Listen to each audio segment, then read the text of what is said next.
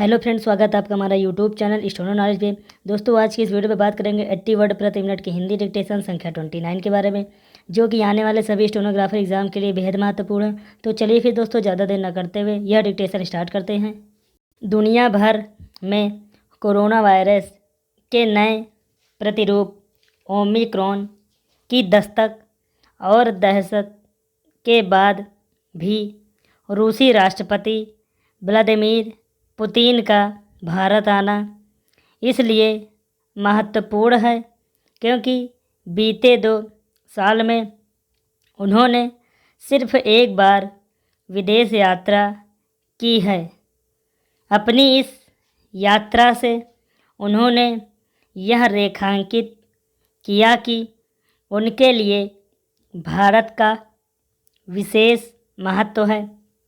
हालांकि उनकी यह यात्रा संक्षिप्त है, लेकिन इसका महत्व इसलिए भी बढ़ जाता है कि इसी महत्व पर दोनों देशों के विदेश एवं रक्षा मंत्रियों के स्तर पर भी बात हुई है।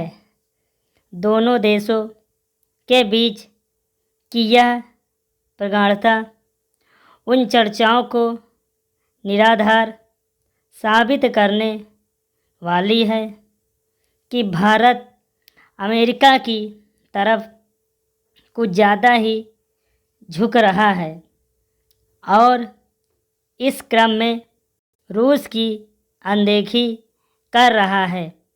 भारत ने रूस से अपने संबंधों की महत्ता व्यक्त कर यही साबित किया कि उसकी अपनी स्वतंत्र विदेश नीति है और वह किसी एक खेमे के साथ रहने का हामी नहीं।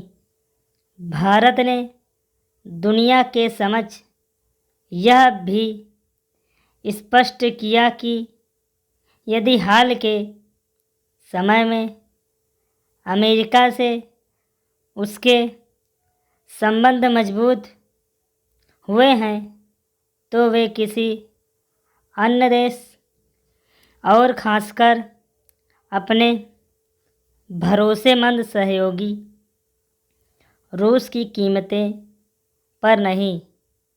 भारत ने रूस से अपने मैत्री संबंधों को आगे ले जाने से साफ संकेत देकर अमेरिका को यह भी जरूरी संदेश दिया कि विदेश नीति के मामले में वह किसी देश का पिछलग्गू होकर नहीं रह सकता।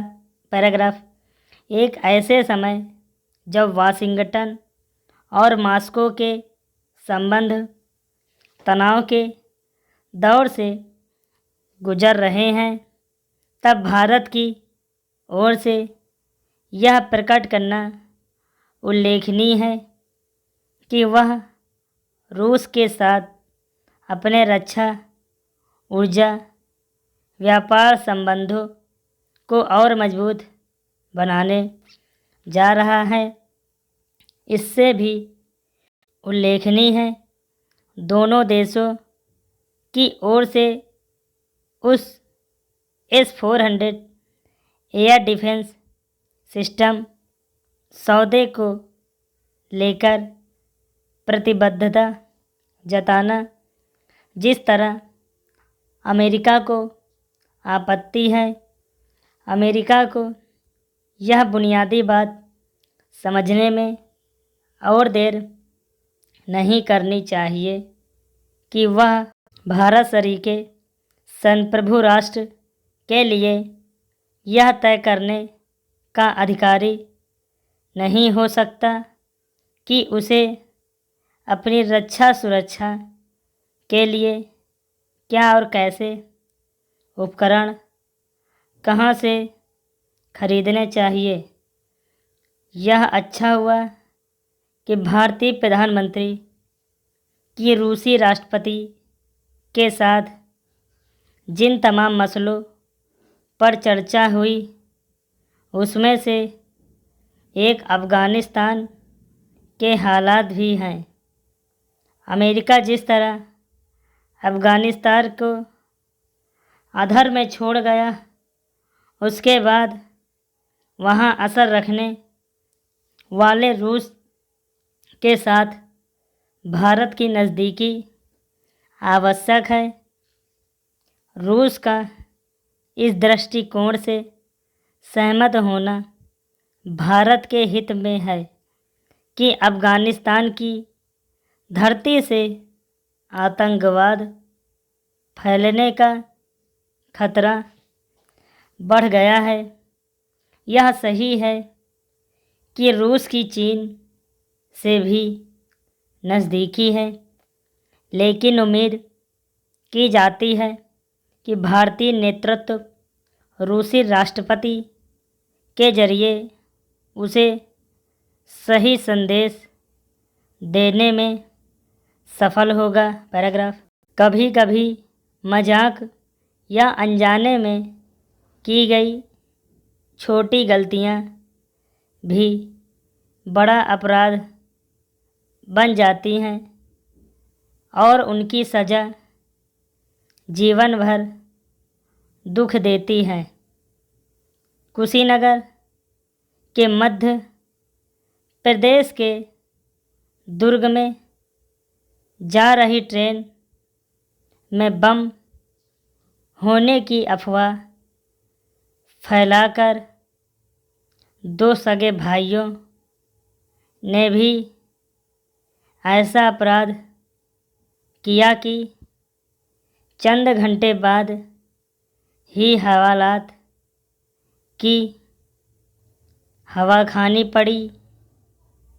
आगे अदालत भी सज़ा देगी ही। ऐसी बचकानी हरकत इसलिए हुई क्योंकि छोटा भाई दुर्ग में रहने अपने पिता के यहाँ जाना नहीं चाहता था। उसे लगा था कि बम होने की शिकायत पर ट्रेन खाली कर ली जाएगी और आगे की यात्रा स्थगित कर दी जाएगी। हुआ इससे बहुत ज़्यादा। सुल्तानपुर में ट्रेन पहुंचते ही हेल्पलाइन पर सूचना मिली और आरपीएफ की टीमों ने विंध्याचल स्टेशन पर तलाशी लेना शुरू कर दी। बम नहीं मिलने पर मानिकपुर रेलवे स्टेशन पर फिर छानबीन की गई।